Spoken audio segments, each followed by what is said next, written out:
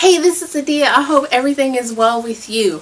A question that I get from time to time in various forms, but it all boils down to one kind of foundational issue is, Adia, I have this great idea. Say that 3 times fast. Or, Adia, I feel like God is calling me to something, or He's calling me to write a book, or to start a business, or to do this particular venture. But I'm already committed to like 12 different things. Like, in addition to being a wife, a mom, a sister, caring for my aging parents, being involved in so many other different things, how do I fulfill this leading, this tugging, this pulling, this yearning in me to do this particular venture? And to that I say, obedience is worth the sacrifice. I'm going to say that again. Obedience is worth the sacrifice. I know that there is scripture that says obedience is better than sacrifice, and that is absolutely true. Completely believe in the authority of scripture, but also obedience is worth the sacrifice. There are so many things that we have to sacrifice to do something great in our community, to do something great for God. And so when you make that sacrifice of time, of money, of effort, of sleep, of even relationships, God will bless that. Your venture will be that much more blessed because you are being obedient to the leading and to the tugging that's on your heart. And so I think that sometimes the sacrifice happens in several ways. And I think where the, if you will, disobedience comes in is that we don't recognize the sacrifices that we need to make, and we therefore don't make those sacrifices. So I think there are 3 areas in which you may be called to sacrifice if you are really, really wanting to do something and to do something great and to fulfill your ultimate purpose in life. And the first thing is that it's a sacrifice of separation. There may come points and times where you have to separate yourself, even from those that are closest to you at this point.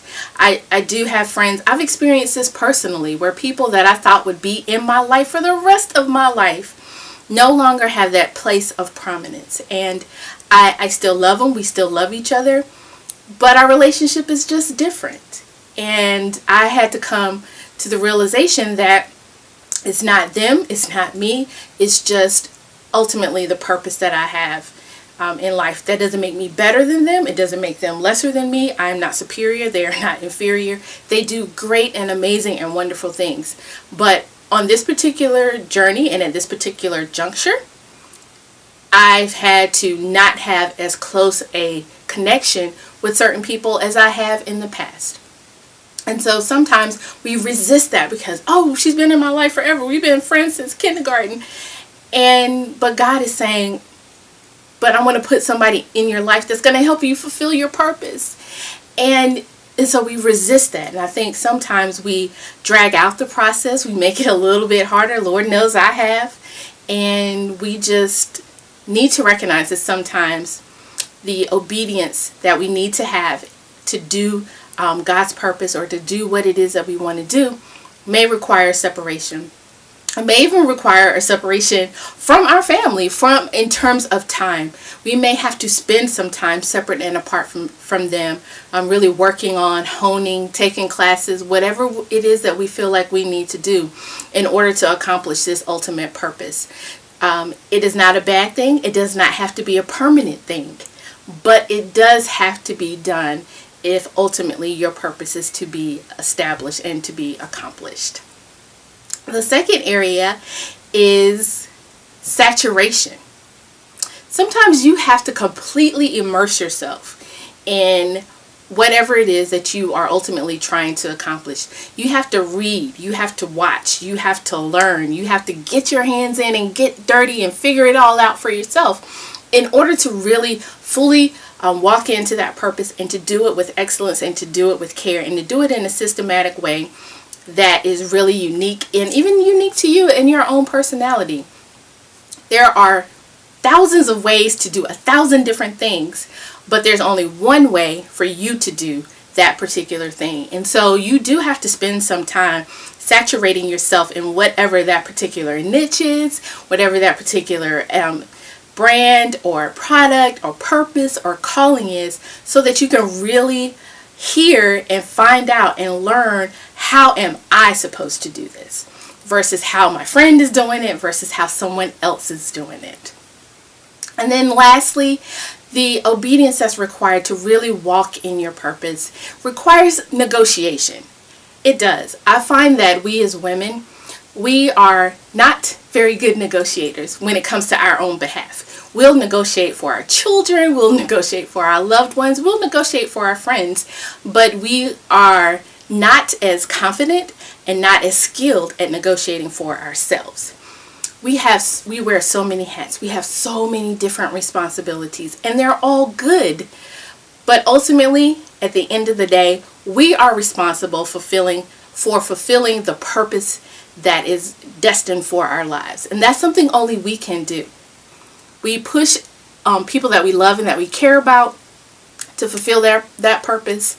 Sometimes we don't even have someone to push us, but we have to be selfish enough at sometimes to negotiate just a little bit so that we can fulfill and to walk out our purpose in life. One of the things when I see women that are unfulfilled and that are unhappy and that just seemingly have something that's missing in their life, I find that it's not because they're mean, or it's not even because something so tragic or traumatic has happened in their life. Sometimes it's just because they haven't been selfish enough to take time to, one, figure out what it is that they're supposed to do, and then to take any time at all to actually do it, to try it, to see what happens. And I find that when you do that, when you try to walk out that purpose, when you try to start that venture, you get a ton of energy. You get a ton of creativity. You're able to do multiple things, and you're able to do it well because you're fulfilled, you're happy. Those endorphins kick in because you are doing things not only for those that you love and care about and are responsible for, but for yourself. And so Susan L. Taylor, one of my favorite quotes of all times, is you have to give to yourself before you give yourself away. And I love that quote because it not only applies to self-care, but it applies to walking out our purpose, living out what it is that we are supposed to do in life. So you have to negotiate with your family and your friends. You have to tell them, look, I just need an extra hour, or I just need an hour every day to work on something.